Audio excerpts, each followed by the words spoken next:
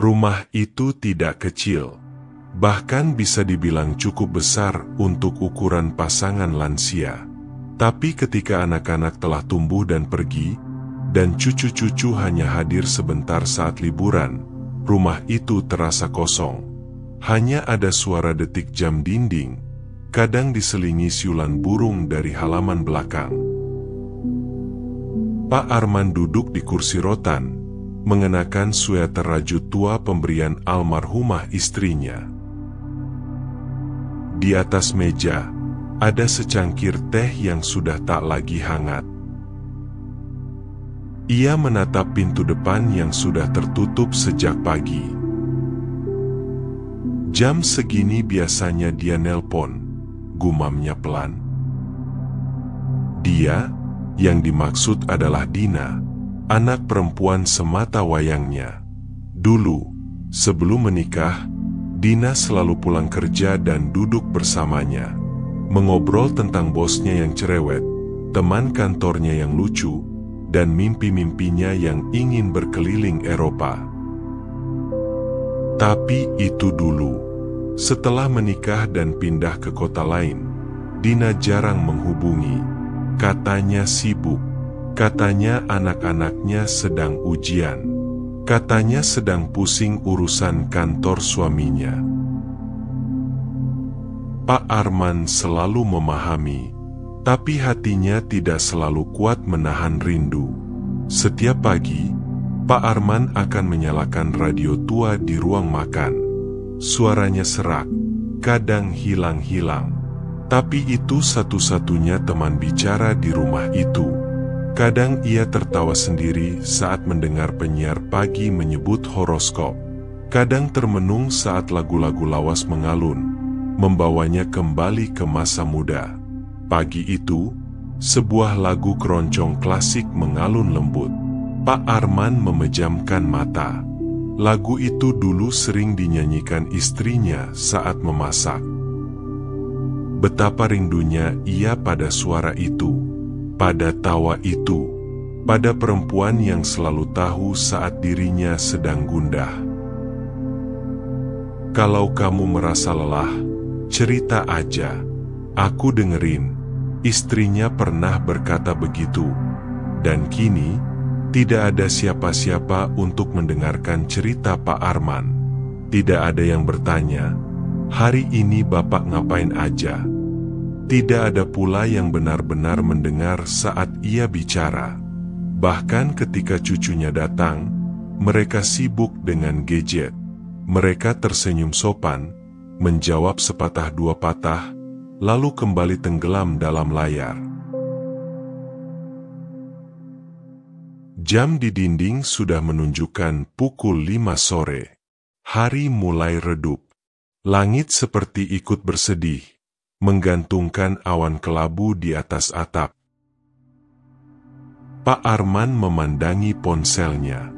Ia menyalakannya, mengecek apakah ada pesan dari Dina. Tidak ada.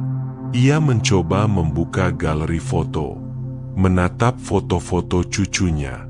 Ada foto saat ulang tahun pertama cucu bungsunya. Ia bahkan tidak diajak datang ke sana. Katanya, terlalu repot jika harus jemput Bapak. Pak Arman tak marah.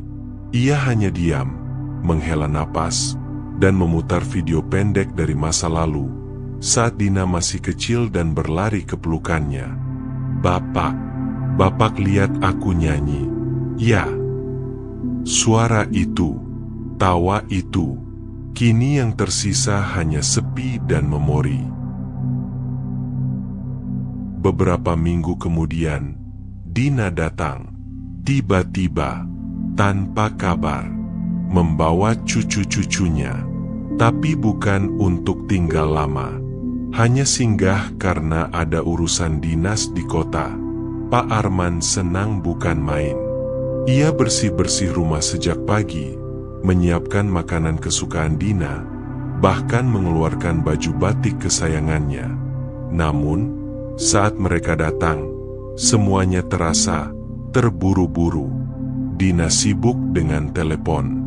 Suaminya terlihat lelah dan tak banyak bicara. Cucu-cucunya langsung masuk kamar dan menyalakan tablet. "Pak, bisa minta tolong jagain anak-anak bentar? Aku harus meeting online." Pak Arman mengangguk. "Tentu, Din." Ia mencoba mengajak cucunya bicara, tapi balasan yang ia dapat hanya gumaman pendek. "Enggak, Eyang, aku lagi main." Pak Arman tersenyum kecut. Ia lalu keluar, duduk lagi di kursi rotan itu. Teh sudah dingin. Hatinya juga. Malam itu, saat semua sudah tertidur, Pak Arman menulis. Ia tidak tahu akan mengirimkannya kemana, tapi ia merasa perlu menuliskan sesuatu. Untuk dirinya sendiri, untuk anaknya, atau mungkin untuk siapa saja yang peduli. "Dina, Bapak tahu kamu sibuk. Bapak ngerti kamu harus kerja dan urus keluarga. Tapi bolehkah Bapak minta satu hal kecil? Kadang-kadang, teleponlah, ceritalah, tanya kabar. Bapak tidak butuh hadiah, uang, atau apapun. Bapak cuma ingin didengar. Karena saat kamu kecil, kamu tahu di mana telinga Bapak akan selalu terbuka untukmu. Sekarang, biarlah Bapak punya sedikit waktu untuk bicara, sebelum suara ini tak lagi bisa kau dengar." Ia melipat surat itu, meletakkannya di laci. Tak pernah dikirim. Mungkin tak akan pernah. Beberapa bulan setelah pertemuan singkat itu, Dina mendapat kabar dari tetangga. Pak Arman dilarikan ke rumah sakit. Stroke ringan. Tapi karena tidak ada yang menemani, kondisinya sempat memburuk. Dina merasa bersalah. Ia datang dengan tergesa. Di kamar rumah sakit, ia melihat ayahnya terbaring lemah. Matanya memandangi langit-langit, seperti mencari bintang yang tak terlihat. Dina memegang tangannya. Pak Arman menoleh perlahan. Senyumnya tipis.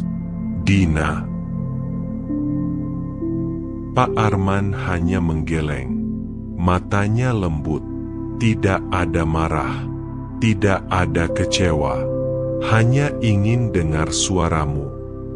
Kalimat itu menghantam hati Dina seperti palu. Ia menangis sejadi-jadinya. Beberapa minggu kemudian, Pak Arman pulang ke rumah. Dina memutuskan bekerja dari rumah orang tuanya selama sebulan penuh. Ia menyesuaikan jadwal, memprioritaskan kehadiran.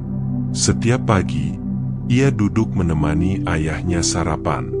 Mereka berbicara, tertawa, bahkan kadang hanya diam bersama. Tapi itu cukup.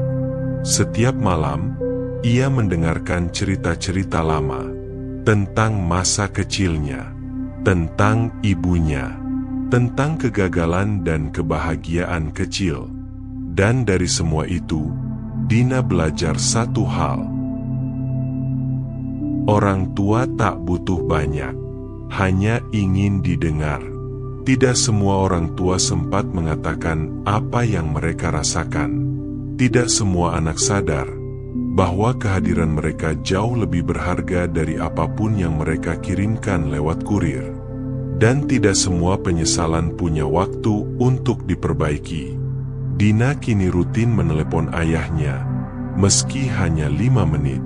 Ia juga mengajarkan anak-anaknya untuk menyapa Eyang setiap akhir pekan. Karena ia tahu, hari itu akan datang. Hari di mana semua suara akan hilang. Dan yang tersisa hanyalah diam yang tidak bisa lagi dijawab.